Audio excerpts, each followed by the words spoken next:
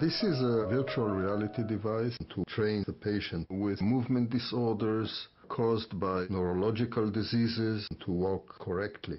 Parkinson's disease patients, multiple sclerosis, brain stroke patients are usually the best candidates for this device. I was doing research for NASA. It was a computer program that does this optical navigation of helicopters. A couple of years later, I watched a news clip on television, and it told the story of a patient who had Parkinson and was doing a lot better walking on tiled floors. I connected that to my previous research on helicopter navigation, and then I thought, okay, if that helps, then why don't I give patients the tiled floor by virtual means? There is a box which is attached to the pens, and this has sensors, motion sensors.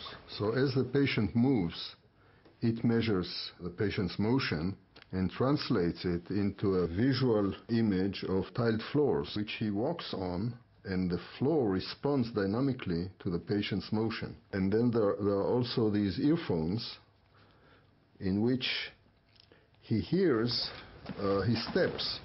So if he sees a nicely flowing image of a floor and he hears a rhythmic sound in his ears, he knows he's walking a steady, consistent pattern of walk.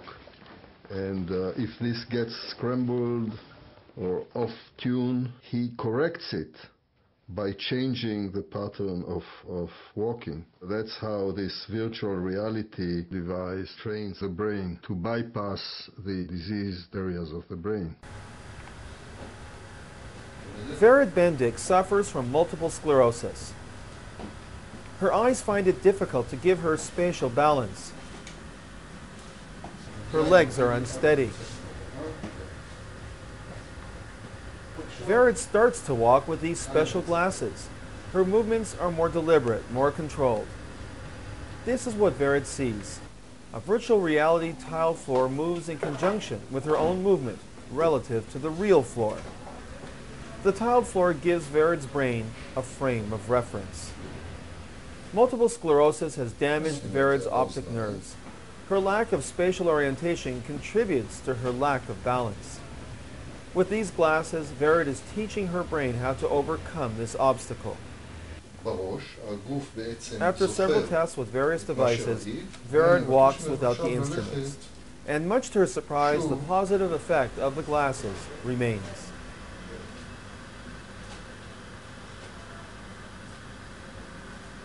It seems to have a strong residual effect, which is in fact a learning process, the memory process. Using the device obviously does something to the brain. It forms neuronal connections, if you will, and when the patient is done with the little exercise and puts the device aside and would start walking on his own, he would still have the same effect.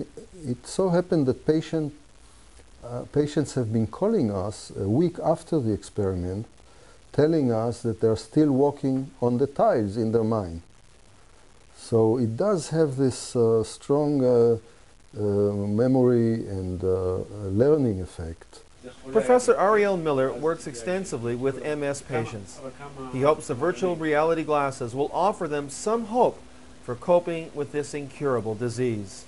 Now I should elaborate and mention that gait or walking problems can be due to different reasons. It can be because of weakness of the legs.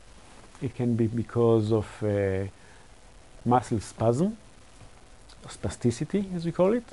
It can be due to sensory problems when the patient cannot feel the floor appropriately.